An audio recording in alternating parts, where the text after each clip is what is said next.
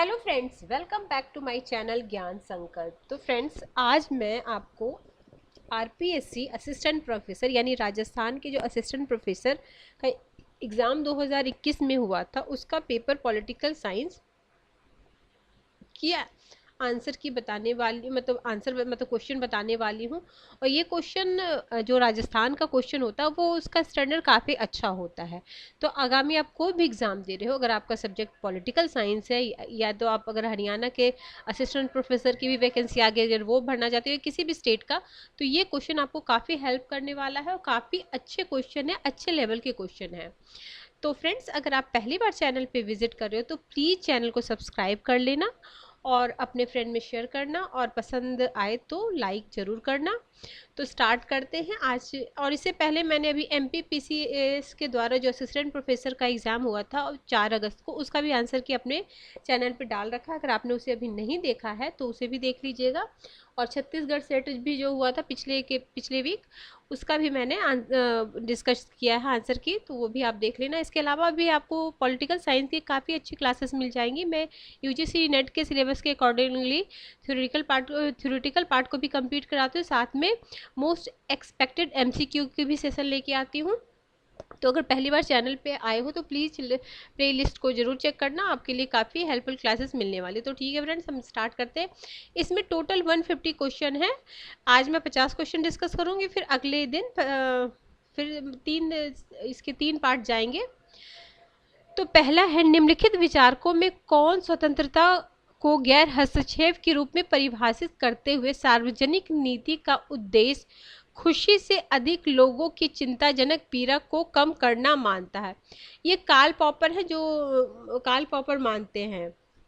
ठीक है, अगर आपको इंग्लिश में क्वेश्चन देखना है तो वो भी है।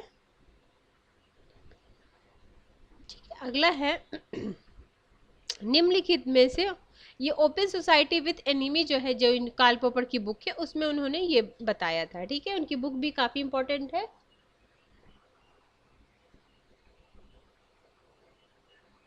अगला है सेकंड क्वेश्चन, निम्नलिखित में से कौन स्वतंत्रता को कानून की चुप्पी के रूप में परिभाषित करते हैं। तो कानून की चुप्पी के रूप में थॉमस हॉब्स परिभाषित करते हैं। अगला है, निम्नलिखित में से कौन अवसर की समानता को मेढक दर्शन के रूप में दर्शाते हैं। तो RS टोनी। अगला है, निम्नलिखित में से किसने यह तर्क दिया है कि न्याय का हर वो सिद्धांत अधूरा है जो परिवार में असमानताओं को लेकर चुप है।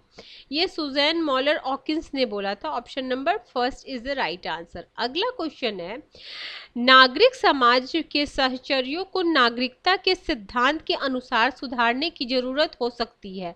वॉल्जर ने अपनी इस नजरिए को कहलाता है। तो ये कहलाता है क्रिटिकल एसोसिएशनलिज्म, आलोचनात्मक सहचर्यवाद।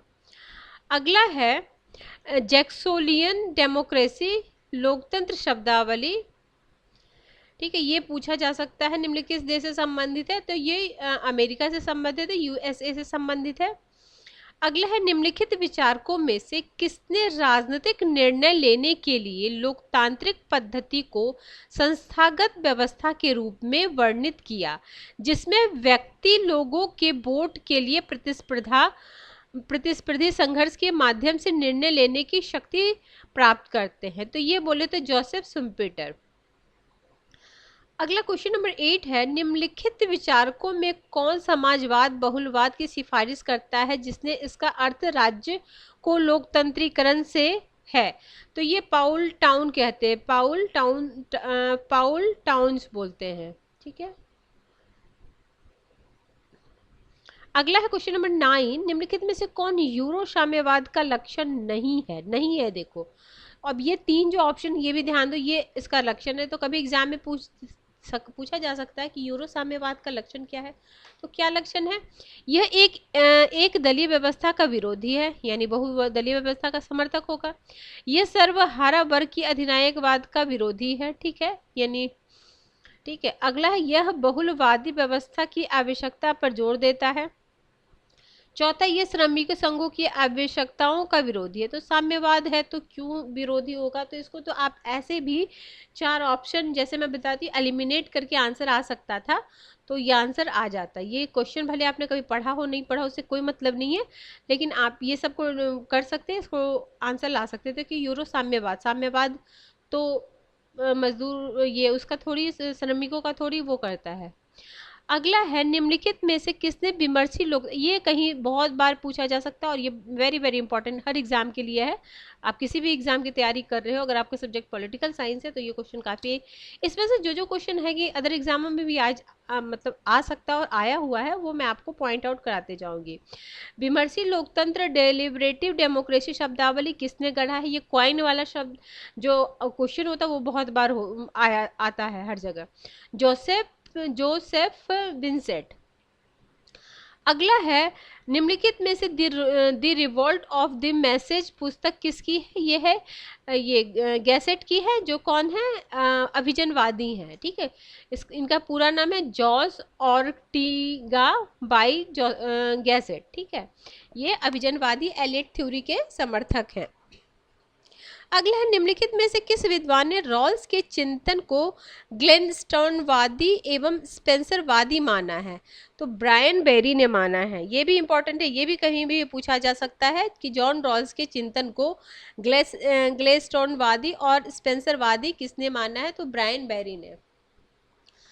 अगला क्वेश्चन है कथन कारण का क्वेश्चन है। कथन कारण का क्वेश्चन आपको मेरे चैनल पर काफ़ी सारे मिल जाएंगे और मैंने उसका ट्रिक भी बताया किस तरीके से करना है हमें।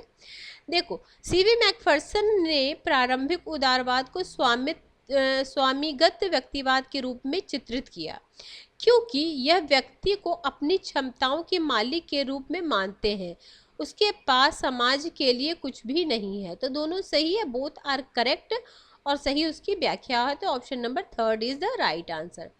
अगला क्वेश्चन है, निम्नलिखित में से किसने यह विचार प्रस्तुत किया कि फ्रांस में शासन प्रणाली की वैधता सुनिश्चित करने हेतु बोनापार्टवाद बुर्जुआ के एक हिस्से और सर्वहारा एक हिस्से के बीच अवसरवादी लोक लुभावन गठजोड़ है? तो ये कार्ल मार्क्स का है, ठीक है।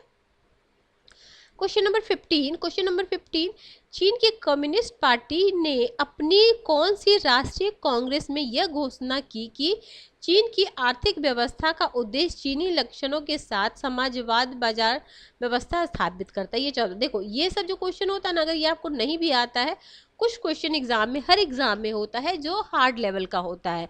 तो देखो, हार्ड लेवल को सही करने से सिलेक्शन नहीं होता है, इजी और मॉडरेट लेवल के जो क्वेश्चन होते हैं उनको आपको गलत नहीं करना है। हार्ड लेवल के क्वेश्चन तो सबसे ही गलत हो गए, ये सब क्वेश्चन तो किसी ने ना पढ़ा होगा।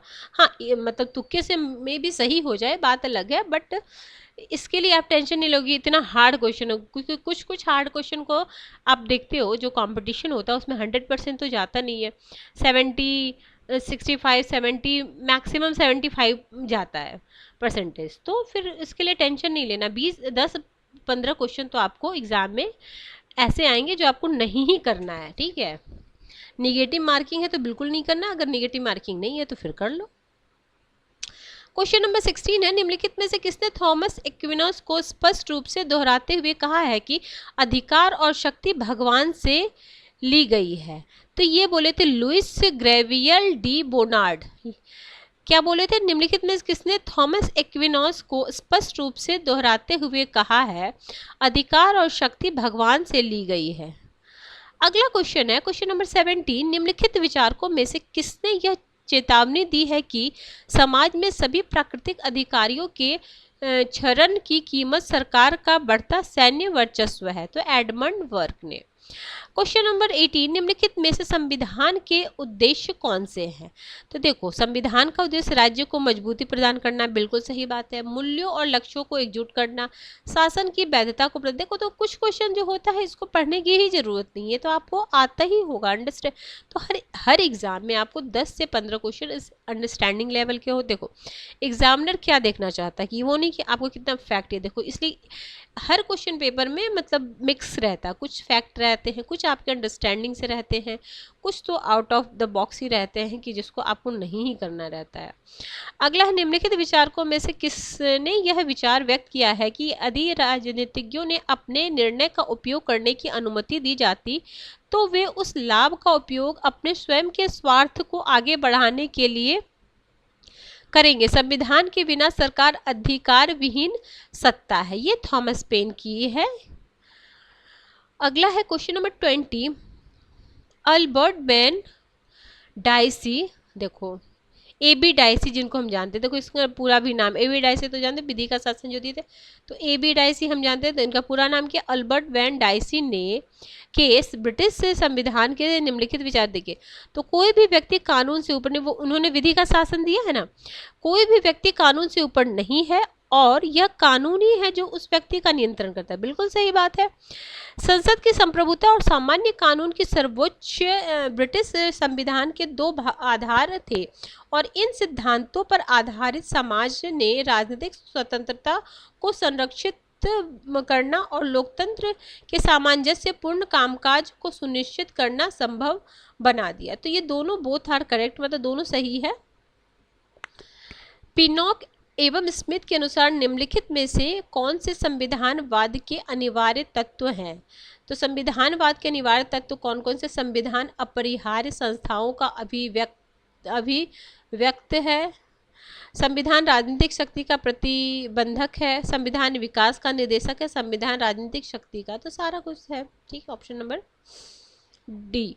निम्नलिखित में से किसने प्रत्यायोजित लोकतंत्र के विचार को ये भी एकदम ध्यान रखिए, ये भी क्वेश्चन इंपॉर्टेंट है, इसको भी आप नोट डाउन कर लीजिए। कुछ क्वेश्चन है जो आप एकदम, अगर आप क्लास देख रहे हो तो प्लीज़ अपने इसको एक ना, जब भी मेरी क्लास देखो एक नोटबुक रखा करो, अगर नहीं हो सकता कभी टाइम नहीं मिलता हम ऐसे ही सुन लेते तो दोबारा ज़रूर उसको नोट डाउन कर लिया करो, क्योंकि हर बार तो वीडियो देखोगे नहीं। और मैं तो कई बार बोलती हूँ, जैसे जो मेरे थ्योरेटिकल पार्ट वाले वीडियो उसको ना पहले आप 2 बार तो ऐसे सुन लो नॉर्मल स्पीड में, फिर आप स्पीड बढ़ा के सुन लो तो आपको एकदम मतलब ध्यान हो जाएगा। अगला, प्रत्यायोजित लोकतंत्र के विचार को प्रस्तुत किया है, तो गुलेर्मो ओ डोनेल ने। पता है आपको, लगता है अगर आप 1-2 बार ये सुन लोगे ना तो आपके एग्जाम में गलती नहीं होगी, आपका अनकॉन्शियस माइंड खुद ही इसको आंसर कर देगा, ऐसे ऐसे जो अलग से नाम रहते हैं। अगला है, जोसेफ ओलियास शुम्पीटर से संबंधित निम्नलिखित कथनों पर विचार कीजिए। जोसेफ एलिमास शुम्पीटर राजनीतिक व्यवहार और बाजार व्यवहार के बीच सादृश्यता स्थापित करता है, जहां नेता लोगों के मतों के लिए प्रतिस्पर्धा करते हैं। मत का वही महत्व है जो बाजार में धन का है। वह राजनीतिक कार्यकर्ता और निष्क्रिय मतदाताओं के बीच विभाजन को मजबूत, कुशल सरकार और स्वतंत्रता के लिए महत्वपूर्ण मानते हैं। तो ये हो जाएगा, दोनों सही है, 2 सही है। ठीक है, ये दोनों। अगला है, फ्रांसीसी फुकुयामा के अनुसार अपने प्रतिद्वंदियों साम्यवादी एवं फांसीवाद की तुलना में उदार लोकतंत्र की ताकत स्पष्ट है, क्योंकि उसने आम लोगों की उचित पहचान के लिए एक बेहतर तंत्र बनाया। कारण बता रहा है क्योंकि लोकतंत्र आज अर्थशास्त्र के लिए उतना ही आवश्यक हो गया है जितना कि यह राजनीति के लिए, और उसका तात्पर्य है कि विकास, आर्थिक समानता, नागरिक और राजनीतिक अधिकार के मुद्दे की गारंटी किसी भी सरकार की देन होगी। तो बोथ आर करेक्ट और करेक्ट। इस क्वेश्चन पेपर में मतलब जो कथन कारण वाला क्वेश्चन है उसका सारा आंसर बोथ आर करेक्ट और करेक्ट एक्सप्लेनेशन ही है। अगला है, निम्नलिखित में से किसने स्वेच्छाचारी शासकों को परिभाषित करते हुए स्टेशनरी बैंडिट, स्थिर डाकू का सिद्धांत दिया? ये भी इंपॉर्टेंट, ये भी लिख लो, किसी भी एग्जाम में घुमा फिरा के दे सकता है। तो मनकर ऑल्सन ने, ऑप्शन नंबर मतलब 2। अगला, निम्नलिखित विचारकों में से किसने सत्तावादी शासन को परिभाषित करने के लिए सुल्तानवाद? ये भी इंपॉर्टेंट है, ये कौन? Max weber, सुल्तानवाद। इंग्लिश में भी सुल्तानिज्म ही है। ठीक है। अगला है, totalitarian and the authoritarian regimes नामक पुस्तक के लेखक कौन है? ऐसे आप हन्ना अरेंट लगाते थे, लेकिन इस पुस्तक के हैं Juan Jones Lynch, option number A. अगला है निम्नलिखित में से किन देशों में एकात्मक शासन व्यवस्था विद्यमान है? तो ABC यानी Sweden, Norway and Finland. Germany में नहीं है, जर्मनी को एलिमिनेट करना था। अगला है निम्नलिखित में से किसने संघीय शासन को स्वशासन और साझा नियमों का योग के रूप में परिभाषित किया है? तो ये डेनियल एल्जार्ड ने। निम्नलिखित में से कौन सा देश सरकार की संसदीय प्रणाली का उदाहरण नहीं है? तो ये रसिया है। अगला, और कौन कौन सा है तब? ऑस्ट्रेलिया, जर्मनी और कनाडा। कनाडा तो है, कनाडा से तो हमारा है ना, कनाडा में भी है। अगला, निम्नलिखित में से किस विद्वान ने आदेशात्मक व्यवस्था की आलोचना की और कहा है कि दोहरी लोकतांत्रिक वैधता मतदाताओं को भ्रमित करती है और जवाबदेही को रोकती है? तो जुआन जोन्स लिंच ने। Option number 3। अगला, निम्नलिखित में से किस विचारक ने यह तर्क दिया है कि शक्ति का पृथक्करण वास्तव में केवल व्यवस्थापिका की सहूलियत है, न कि कभी समाप्त होने वाली निरोधी कठोर अर्थ है, यह कभी व्यवहारिक नहीं हो सकती? तो ये लास्की ने बोला था। एक बार मैं फिर से बोलती हूँ क्योंकि लास्की तो हर के सिलेबस में है ही। देखो, शक्ति का पृथक्करण वास्तव में केवल व्यवस्थापिका की सहूलियत है, न कि कभी समाप्त होने वाली निरोधी कठोर अर्थ है, कभी व्यवहारिक नहीं। देखो, the which of the following the thinker argue the separation of the power is the really just the convenience of the legislature, not the immutables dogma. It can never particles in the harsh sense. तो last की याद रखना। संयुक्त राज्य America की 38वें राष्ट्रपति जेरेफ Rudolf Ford से संबंधित कथन पर विचार कीजिए। तो इसका है, जेरेफ रुडोल्फ संयुक्त राज्य अमेरिका के अब तक के एकमात्र मनोनीत राष्ट्रपति। याद रखना, उपराष्ट्रपति मनोनीत होते हैं समय के प्रतिनिधि। तो ये नहीं होगा, सिर्फ ये हो जाएगा। ठीक है, फर्स्ट सिर्फ इसका हो जाएगा। अगला, निम्नलिखित में से किस विचारक ने लैटिन अमेरिकी राष्ट्रपति के लिए राष्ट्रपति के नाम के साथ निर्वाचित राजा शब्दावली का प्रयोग किया है? तो ये किया सिमोन बोलीवर ने। किसके लिए? लैटिन अमेरिका राष्ट्रपतियों के लिए राष्ट्रपति के नाम के पद के लिए क्या है? निर्वाचित राजा। संसदीय प्रणाली के नीति निर्माण को लेकर विपक्ष के अधिक प्रभाव को लिस्फर्ड द्वारा निर्दिष्ट किया गया अनौपचारिक शक्ति पृथक्करण। अनौपचारिक, औपचारिक नहीं, अनौपचारिक। अगला है, विधायिका से संबंधित निम्नलिखित कथनों पर विचार कीजिए। विधायिका बहस के लिए मंच है और वे जिस विविध दृष्टिकोण को अपनाते उस पर विचार किया जाता है। उनके अंतरिम काम को बाहरी कर्ताओं की निगरानी का विषय माना जाता है। तो ये दोनों सही है। अगला है, वर्ग निम्नलिखित में से किसकी व्यवस्थापिका के ऊपरी सदन के प्रतिनिधित्व का आधार है? ये यूनाइटेड किंगडम। Option number 2। निम्नलिखित में से किस विचारक ने न्यायिक समीक्षा को लोकतांत्रिक सिद्धांत के साथ एकीकृत किया एवं इसे काउंटर मेजोरिटेरियन डिफिकल्टी कहा? तो अलेक्जेंडर बकल। Option number 1। अगला, निम्नलिखित विद्वानों में से किसने अपना यह दृष्टिकोण दिया कि संयुक्त राज्य अमेरिका के सर्वोच्च न्यायालय के न्यायाधीशों की नियुक्ति राजनीतिक प्रक्रिया यह सुनिश्चित करती है कि न्यायालय उस दिशा में कार्य करता है जो गठबंधन राष्ट्रीय सरकार को नियंत्रित करता है? तो रॉबर्ट डहल। Option number 1। न्यायिक निर्णय निर्माण अभिवृत्ति प्रतिमान निम्नलिखित में से किस देश से संबंधित है? तो संयुक्त राज्य अमेरिका। अगला है क्वेश्चन नंबर 41। निम्नलिखित में से किस ने ब्रिटिश राजनीतिक दल के बारे में यह राय दी है कि कंजर्वेटिव पार्टी और लेबर पार्टी के अंदर शक्ति का बंटवारा समान है? तो ये रॉबर्ट मैकेंजी ने। रॉबर्ट डवर्जर ने राजनीतिक दल के लिए निम्नलिखित में से किस शब्दावली का प्रयोग किया? ये बहुत बार एग्जाम में आया हुआ, ये रिपीटेड क्वेश्चन है। समुदाय। Option number 1। ये भी एग्जाम में, ये तो यूजीसी नेट में ही आया वो। निम्नलिखित में से किस विद्वान में अधिकतर राजनीतिक दलों को कैच ऑल पार्टी का है? तो ओटो किरचीमर। अगला है 44 क्वेश्चन। निम्नलिखित में से the logic of collective actions public goods and theory of groups पुस्तक किसने लिखी है? मैनकर ऑल्सन ने। अर्का निम्नलिखित में से दबाव समूह का लक्षण नहीं है। तो अनिश्चित स्वहित, अनिश्चित स्वहित नहीं, निश्चित स्वहित होता हर दबाव समूह का। जिन ब्लांडे के अनुसार निम्नलिखित में कौन सा संसर्गात्मक दबाव समूह के लक्षण है। तो उद्देश्य आधारित संबंध, ऐच्छिक संबंध, अनौपचारिक संबंध, ये तीनों है, ABC। 47 the national association for the advancement of the coloured peoples हित समूह निम्नलिखित में से किस देश से। ये भी बहुत बार एग्जाम में कहाँ से हित समूह है पूछा जाता है, तो ये USA का है, अमेरिका का। अगला, निम्नलिखित में किस अधिनियम का उल्लेख भारतीय, बहुत अच्छा क्वेश्चन है ये, के अनुच्छेद 395 में नहीं है। तो देखो 395 में 1935 अधिनियम के बारे में भी है, 1947 का भी है, और प्रिवी काउंसिल अधिकारी 1949 का भी है। इसका नहीं है, भारतीय अधिनियम 1919 का नहीं है। अब बहुत अच्छा क्वेश्चन है, ध्यान रखना। अगला है, निम्नलिखित में से किसे, मैं देखो बेनेगल यानी BN राव को भारतीय संविधान का संवैधानिक सलाहकार नियुक्त किया। तो ये भारत के गवर्नर जनरल, ठीक है, ये भी अच्छा क्वेश्चन है। आज के क्लास का लास्ट क्वेश्चन है ये, लाभ का पद शब्दावली का उल्लेख भारत संविधान में मौलिक अधिकार से संबंधित निम्नलिखित में से किस अनुच्छेद में किया गया है। तो ये आर्टिकल 18 में किया गया है, जिसमें उपाधियों का अंत जो है। तो ठीक है फ्रेंड्स, आज मैंने 50 क्वेश्चन कराए। नेक्स्ट क्लास में मैं 50 क्वेश्चन कराऊंगी। इस मतलब 3 पार्ट में ये क्वेश्चन पेपर कंप्लीट होगा। ये क्वेश्चन काफ़ी इंपॉर्टेंट है, काफ़ी अच्छे लेवल के क्वेश्चन है, जो आगामी कोई भी एग्जाम आप दे रहे हो उसके लिए काफ़ी हेल्पफुल रहने वाला है।